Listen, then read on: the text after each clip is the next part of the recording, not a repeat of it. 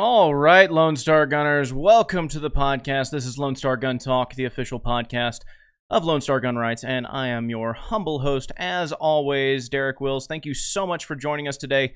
Go ahead and chime on in the comments where you are watching from. I must apologize for the past couple of weeks. 2 weeks ago, we got a week-long Facebook ban, and, well, we know why, but there was really no reason. Their justification that they gave us was kind of, well, we didn't violate any of their terms. They just don't like us because we're a gun rights organization. So that's why they banned us. They banned us for 7 days, so that's why there wasn't a podcast. And then I was on vacation last weekend. So now I got a lot of catching up to do. There is a lot of exciting news. First and foremost, we have partnered with a bunch of great companies. We've partnered with AR500 Armor and we're selling their stuff in our store. We've also partnered with MyMedic to include their products in our store, and I'll go through all of that here in a bit. Also, we have partnered with ATX Armory. We are giving away a Tyranny Repellent Device. Usually is known with the letters A and the letter R, followed by the number 10, but it is known to us as a Tyranny replacement, or I'm sorry, Tyranny Repellent Device. That is what we are giving that away. It is a custom built device, and it is it's quite awesome. There is a link in the show notes for y'all to check that out. But I'm going to kind of go over it with all of y'all while we're here, while we got everything going, while we got everybody watching. So here is the nitty-gritty of the giveaway. There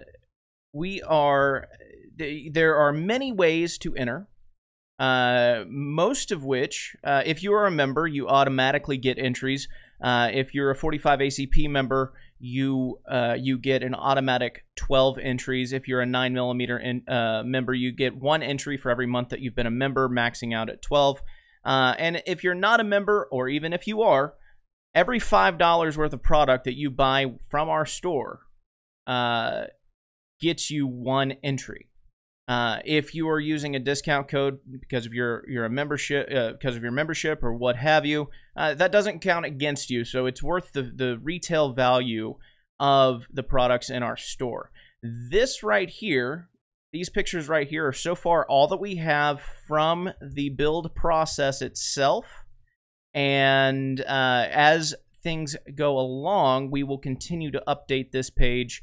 So make sure you're staying up to date and following the process itself.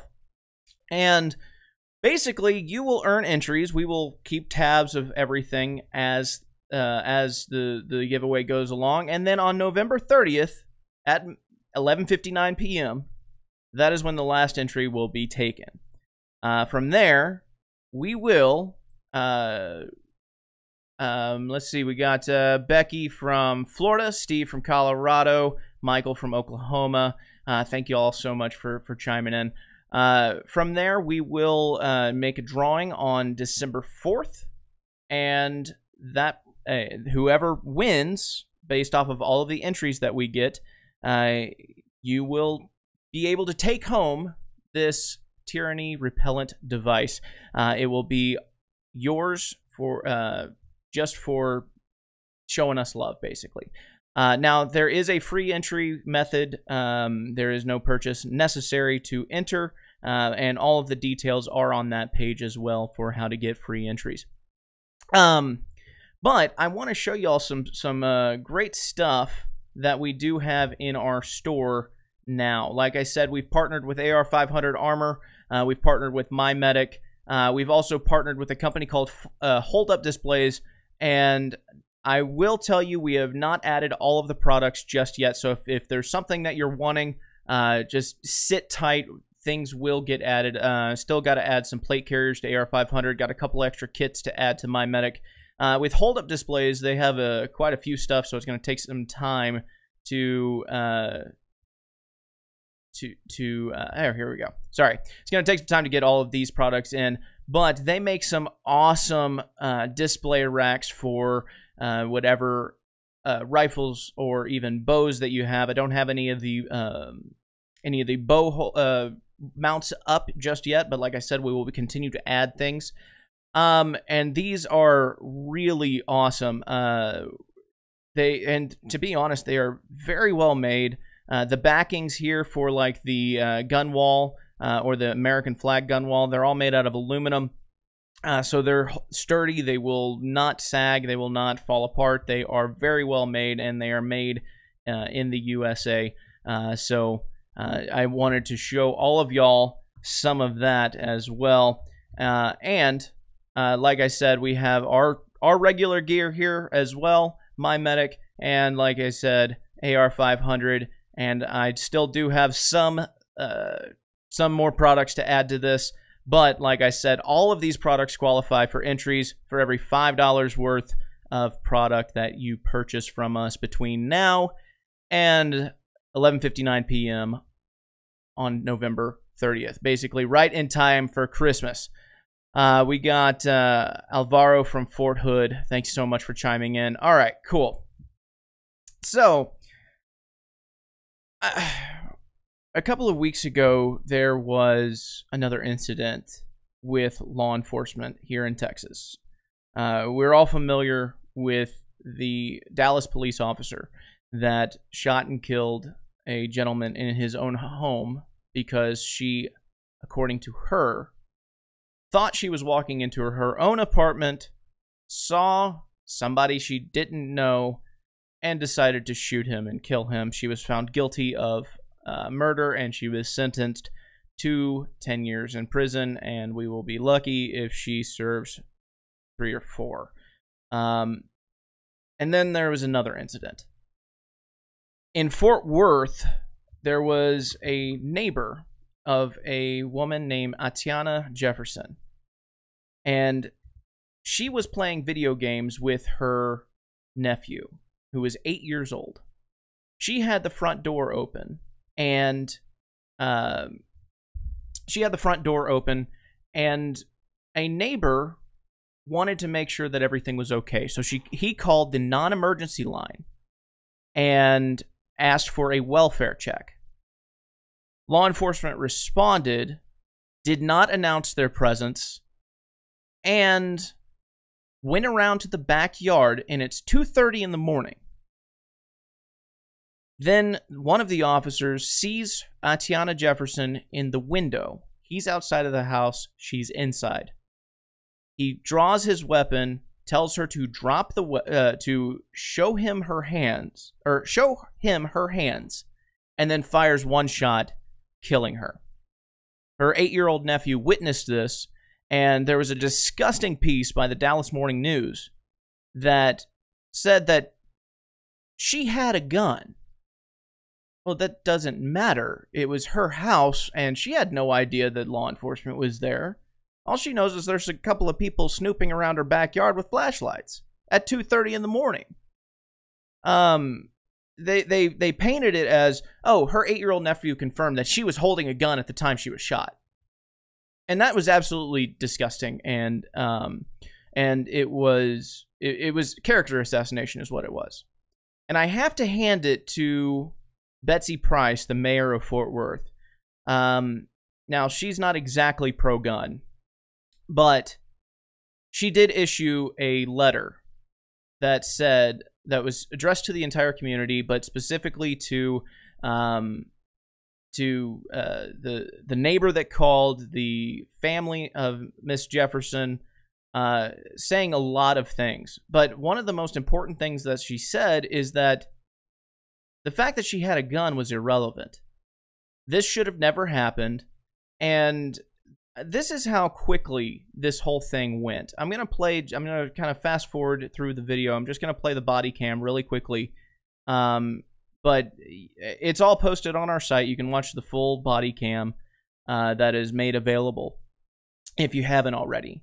But they never announced their presence as law enforcement. They just walk up to the front door, kind of look around, and then go straight to the backyard. I'm going to play this really quickly so you can see just how quickly the officer who was responding to a welfare check decided to, well, take a fatal action. And I believe it is going to be right around the 1 minute and 20-second mark, if it will load. I should have been a little bit more prepared for this. Richard, you ask if we have military discounts. Unfortunately, we don't. We only offer discounts to our members, and it's a pretty substantial membership, or a pretty substantial discount at that. We do a 20% discount. All right, here's this, and of course it's going to not cooperate with me. First world problems, right? Anyway, for our members, we offer a 20% discount on gear in our store. For 9 mils, you get 20% off LSGR gear. Here's this.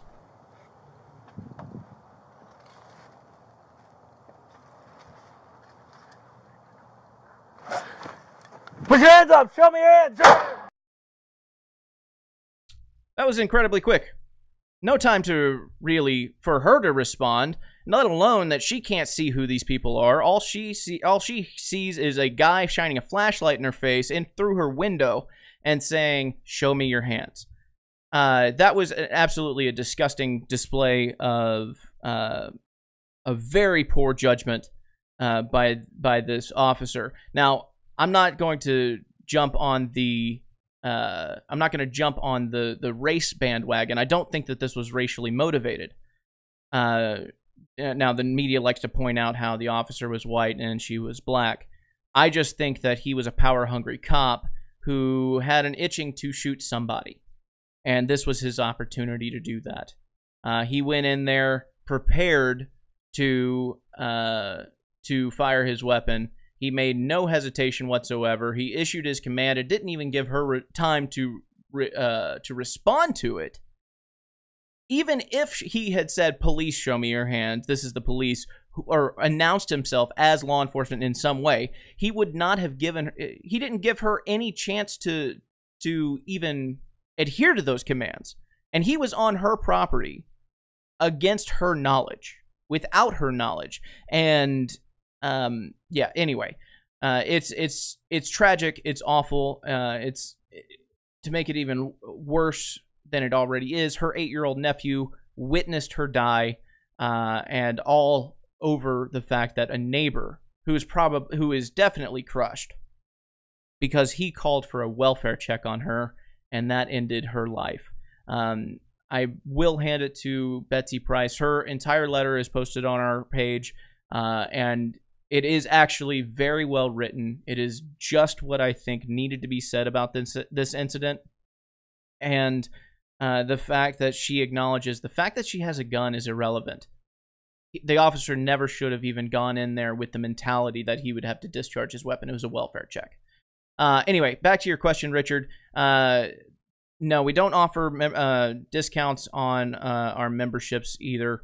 I'm a vet myself. Believe me, I understand. But that funding for our membership and the revenue that we make through merchandise stores, all of that goes to fund our mission against gun control, fund our fight against the elite politicians who seek nothing more than to make us unarmed subjects of the government and to strip away further our natural right to keep and bear arms. So no, unfortunately, we do not offer a military discount for our memberships either. But if you do get a membership, you will be entitled to the discounts that we do offer our members as a perk of being a member. Okay. So another thing that I want to get to is the Bonnen tapes. This is the whole Michael Quinn Sullivan thing. He recorded this meeting on June 12th that he had with Bonnen and Dustin Burrows at the Capitol. And he alleged that the speaker offered him a quid pro quo, which is bribery. It's illegal, and at very minimum, it is something that should not be tolerated by an elected official of any level, of any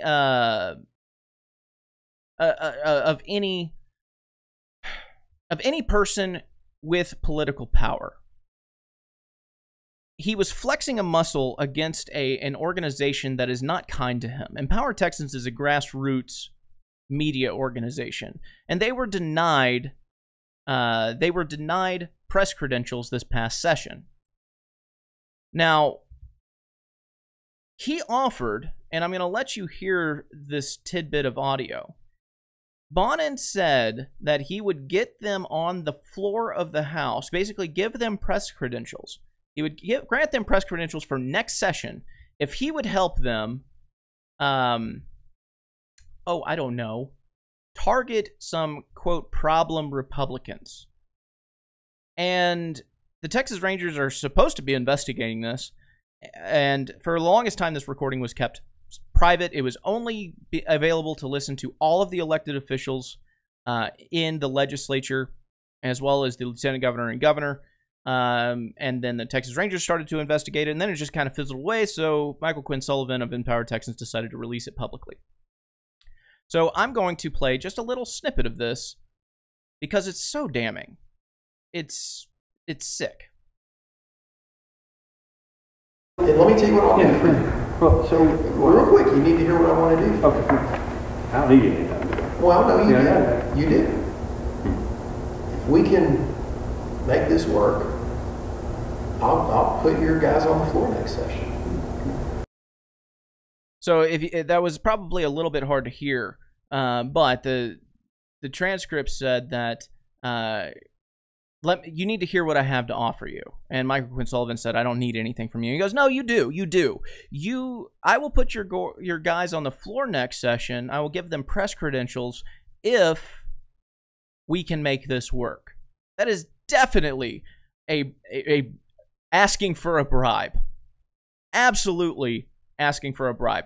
And now that it's come out, there was a whole list of lawmakers that were being targeted by Bonnen. And the ironic thing is, these lawmakers that he was targeting per this list isn't exactly people that we wouldn't target ourselves anyway. They're moderate Republicans. They're kind of squishy Republicans. He's not asking to target people like Jonathan Stickland. He's asking to target people like what's his what's his name? Phil Stevenson. There we go. It's Phil Stevenson of Wharton, and the other lawmakers that were on that list were Steve Allison, Trent Ashby, Ernest Bales, Travis Clardy, Drew Darby, Kyle Kasal, Stan Lambert, Tan Parker, and Ray Janey. These are moderate Republicans at best, and the speaker was asking for Empower Texans to try and target them specifically, while not targeting the Bonnen, Burrows, and the other leadership of the Texas House. And what's really awful about that is they probably would have done that on their own. Now, they would have still gone against Dennis Bonnen, and so essentially what he was really saying, at least from the way I see it, is that he was just saying, look, I'll give you press credentials if you don't attack me. There is a lot more to this tape. The entire tape is 64 minutes long. I listened to all of it, and there's a lot more in there. Like, at one point, towards the end, right when Bonnen is about to leave the office, and it's just going to be Michael Quinn Sullivan and Dustin Burrows talking about the list of targets.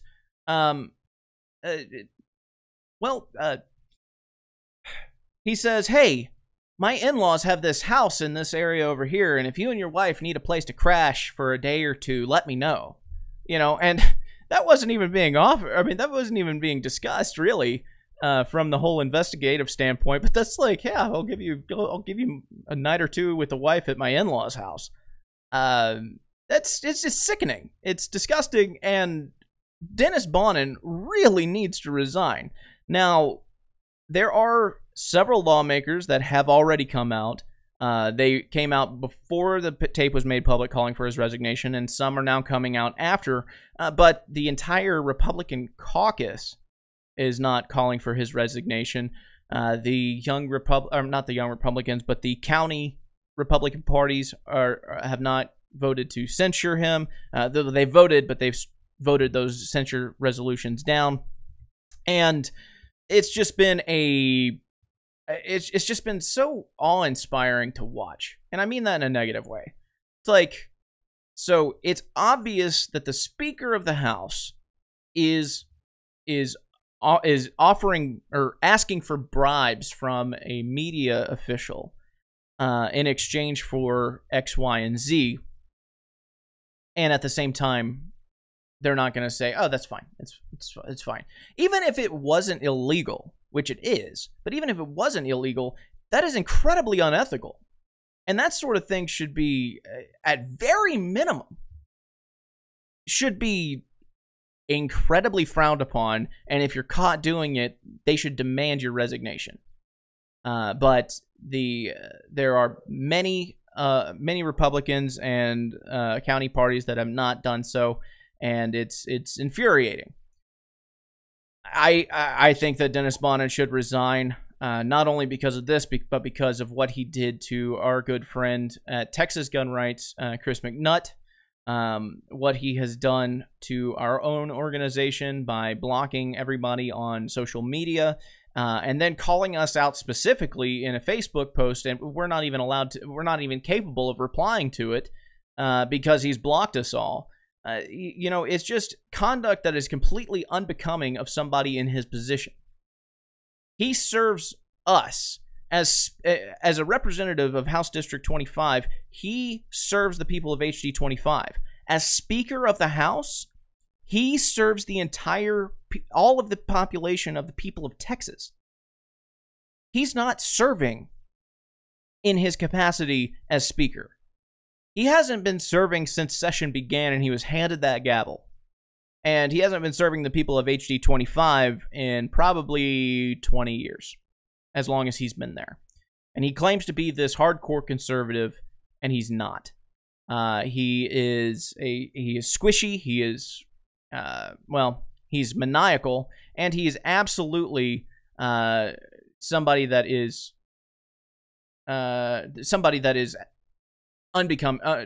unfit to hold the gavel. Thomas asks, do I remember you not agreeing with Bonnen being Speaker? We've never agreed with Bonnen being Speaker.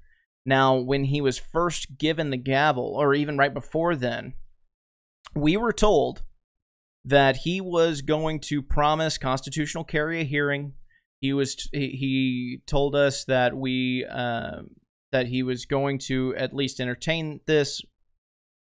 We weren't for Dennis Bonnen ever becoming Speaker, but we did hold off on any major blasting of him until we understood the fact that he was going to be an active enemy. And essentially what happened was we just kind of held off. We wanted to see how it was going to play out. I had Luke Macias, who is a political consultant, on the podcast right before session, and he said, "Look, there are some good things that might come out of Bonnen being Speaker." And Luke is a great guy. Luke really is. He's a stand-up guy, very, very professional, and he was never in the pocket of Dennis Bonnen. But he did say, "Look, there are some things that might happen as a result, and here's why." So we just kind of held off on major criticism because we wanted to see what was going to happen. And as soon as he appointed Pancho Nevarez to chair the Homeland Security and Public Safety Committee, where our bill was going to go to, we started applying the heat right then and there. And then he wrote this post that, people have called my leadership into question, and I promised my critics an AR-15 that their rights will not be infringed on by the closing gavel, and blah, blah, blah, blah, blah. Well, we were very upset the fact that he appointed an anti-gun Democrat to chair the Homeland Security and Public Safety Committee. And we were still promised, even after that, and we blasted him for it, we were still promised that Poncho was going to give constitutional carry a hearing and a vote. And so we backed off just a little bit. We still pushed our members and our followers on social media to bombard Navarez's and Bonnen's phones, demanding a hearing, demanding a vote. But we weren't constantly attacking Bonnen over that appointment. We attacked him a couple of times at the beginning, then we kind of backed off. And then the whole incident with Chris McNutt happened, and everything was gone then. We went on a full-fledged, absolute attack against Bonnen because of the fact that he was proven to be a liar. We're watching this story unfold in real time with lies after lies after lie coming out, and we're just like, the interesting thing is whenever all of this broke, they said that Chris was going out there to intimidate him. Chris sent Justin DeLosh, who is the LSGR founder, you can see him in comments. Chris sent Justin and myself a text immediately after he left Bonnen's house saying, hey, there were 2 DPS troopers out there. I gave them some flyers, told them what was up, and yeah, it was just weird. They put some flyers on the door for me. And then the news comes out about a month later or so that all of this went down and that he was showing up to intimidate. And we're watching it in real time with lie after lie after lie after lie, with comments from Bonnen, comments from Bonnen's wife, all being quoted by the Houston Chronicle, all the way to Fox News and the AP and everyone else. And we were watching lies unfold in the media in real time.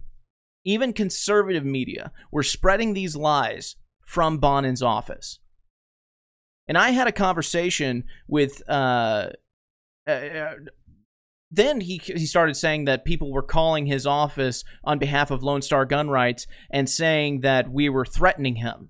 We were threatening to drag him out onto the public square and hang him for treason. That we were actually promising violence against him. Well, whenever I called Bonnen's office and I recorded this call and I said, hey, I'm just curious, is anybody calling up on behalf of our organization saying that they're being told to call by our organization and threatening violence? Are they being rude? What are they doing? And I was told by them, oh, I'm not advised on that. Oh, okay. And then I get a call from a senior DPS official, and I talk to him about it. And he says, look, I can't go on to with any details about any ongoing investigations. There are some threats that we're investigating, but none are coming from or being affiliated with your organization, Open Carry Texas, Texas Gun Rights, NAGR, or the like. So it was just more lies and more lies and more lies. And so absolutely, we went on a full-fledged attack. And that's when he started blocking everybody off of his Facebook. And that's why we're suing him in federal court, in case you didn't know. Okay, I've kind of gone off on that for a minute or 5. Let's go on to a very entertaining story. The Mad Mommies. Mad Mommies. They swear that they are not anti-gun. Shannon Watts says that it's a misnomer that her organization is considered anti-gun. She says, often people think that because we're doing this work, we're anti-gun or we don't support the Second Amendment. Nothing could be further from the truth. And then she goes on to say that the top priorities of her organization are universal background checks, red flag laws, disarming domestic abusers, and advocating for assault weapons ban, high-capacity magazine bans, etc.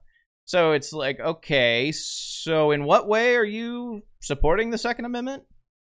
First of all, the Second Amendment protects the natural right to bear arms, so therefore any law is a violation of the Second Amendment that it was the Second Amendment was designed to protect. So you can't do that. This whole notion of I support the Second Amendment but is a lie. Anything that you said before the but is a lie. Because you can't support the Second Amendment, you can't support the natural right to bear arms, and support any gun control law whatsoever.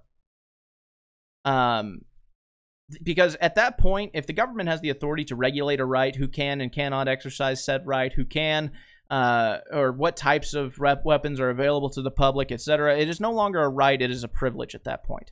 And at no point during this entire interview did Shannon Watts, keep in mind this was with Major Garrett, at no point did this, did any of this interview, did she even talk about her support of supporting the privilege to bear arms.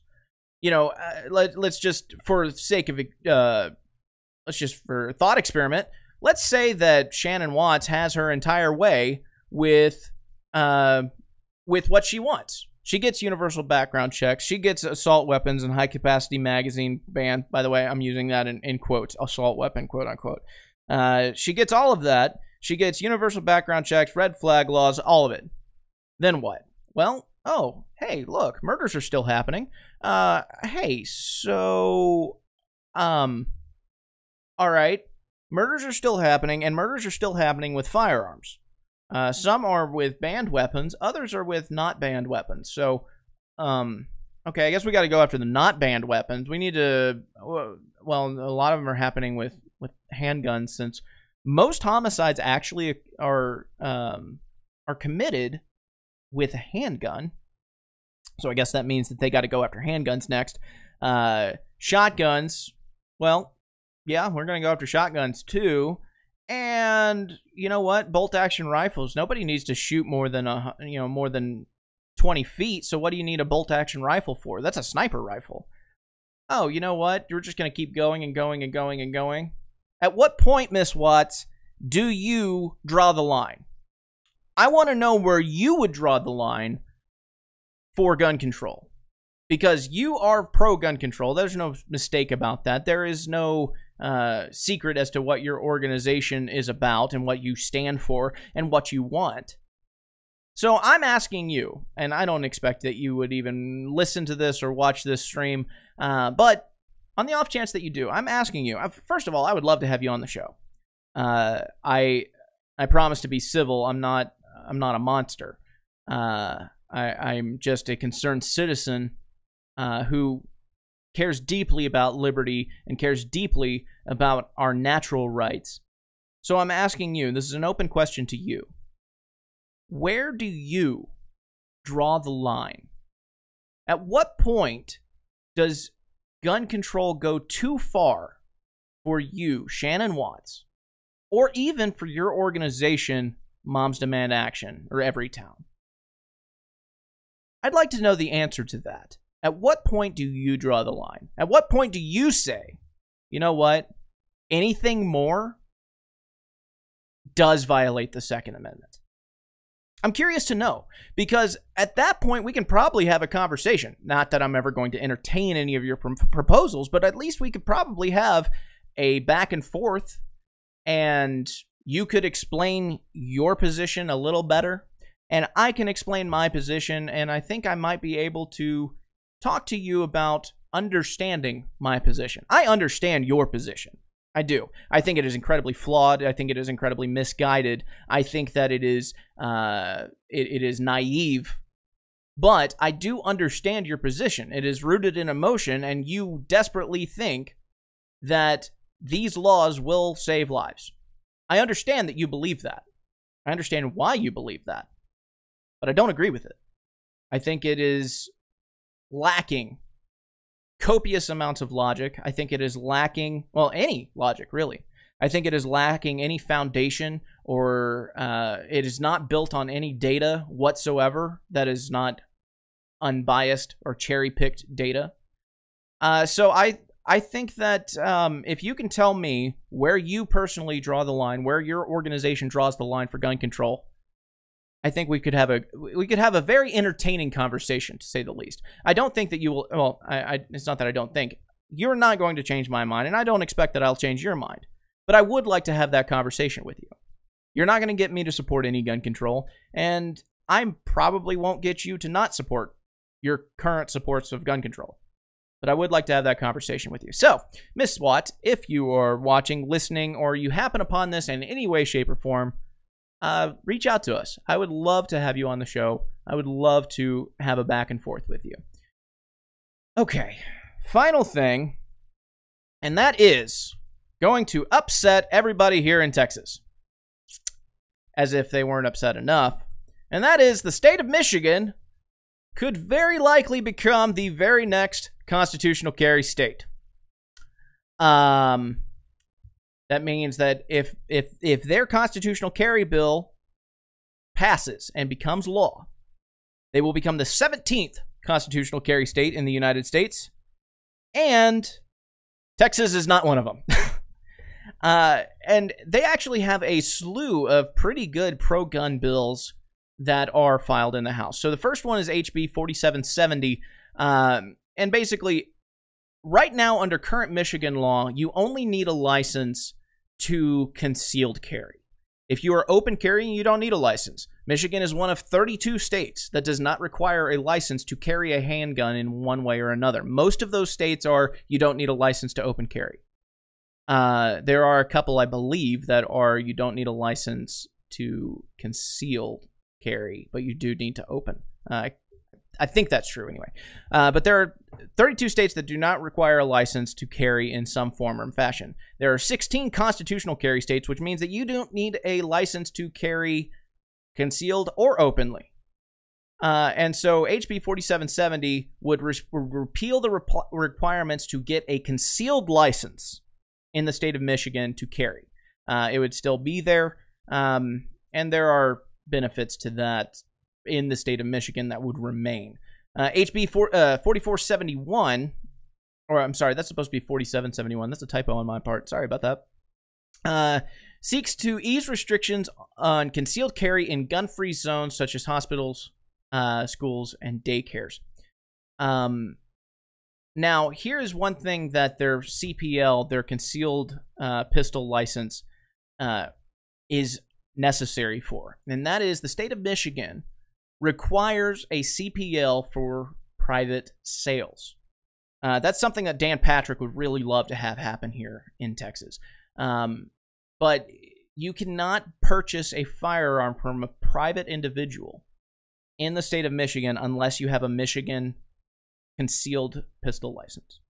And that is that's so they can that's so you can show whoever you're buying from, look, I'm okay, I'm not a prohibited person, what have you. Obviously, we adamantly oppose any proposals like that from Dan Patrick because that's a gun registry. It requires one to enforce, because if somebody is a prohibited person and they have a firearm, you need to be able to track down how they got it. And if there is no record, but the 4473 from the time it was originally bought went to another individual, and you can connect those two, well, now you have two people that are going to jail for unlawful transfer. Anyway, that's a whole nother deal. Now, here's another thing that they are looking to do. House Bill 4200 and 4201 kind of do the same thing. They piggyback off of each other. Right now, if you're in Michigan and you have a concealed pistol license and you walk past a gun-free zone, your first offense is a 6-month suspension of your license and a $500 fine. That's ridiculous. Second offense is you get your CPL revoked and a $1,000 fine, and then your third offense is a felony, punishable up to 4 years in prison or a $5,000 fine, just for walking past a sign and getting caught. But these two bills, they strike the felony offense, and they make it to where there's no buildup of offense, so there is no first offense, second offense, third offense. There is just an offense, and would reduce it to just a $100 fine, no suspension of your CPL. All of these would be great for the state of Michigan, even though none of their bills have anything to do with or do not affect the private sales of needing a CPL. This would by far catapult the state of Michigan ahead of Texas as it relates to gun rights. Right now, the state of Texas is ranked 29th on gun rights. I'm going to show everybody this. Now, I will say that this was only updated in 2018, So it's still it's a bit outdated because since then we've had a couple other states enact constitutional carry. But yeah, Texas right now is ranked 29th. We haven't changed anything really. And Michigan on guns is ranked 32nd. They are about to pole vault all the way over Texas if these become law, and that is because they will have constitutional carry and Texas will not. Thomas asks, walking past a sign? Yeah, so basically those bills would, or the current law is if you walk into a gun-free zone, either mandated by law or a private establishment. And Justin, he's always the sarcastic one. I'm sure the criminals are lining up to get that license so they can sell their stolen weapons to other criminals. It's funny because it's true. Renee, don't you worry. We will keep up the word against red flag laws. You have our word. We will never bend on that. It is something that we are adamantly opposed to, just like every other gun control bill, either current or proposed. There is not a single gun control bill that we support. There's not a single gun control law currently on the books in this state, at the federal level, or in any other state that we would support, because every gun law is an infringement. Period. Dot. We can't make that any clearer. So, before I wrap things up, guys, I want to remind y'all again about the awesome giveaway that we are doing, sponsored by ATX Armory. They are building a custom-made Tyranny Repellent Device. And to enter, you get one entry for every $5 you spend in our store. If you buy a membership, 45 ACP members get 12 entries automatically. 9mm members get one entry for every month they've been a member, maxing out at 12. And again, every $5 you spend, that's another entry. And November 30th, we will do the drawing, and somebody is going to win a kick-ass Tyranny Repellent Device. So make sure you guys check that out. Browse our store. I will be adding more products as things go along. Until next Sunday, Lone Star Gunners, arm yourself with knowledge and share the ammo.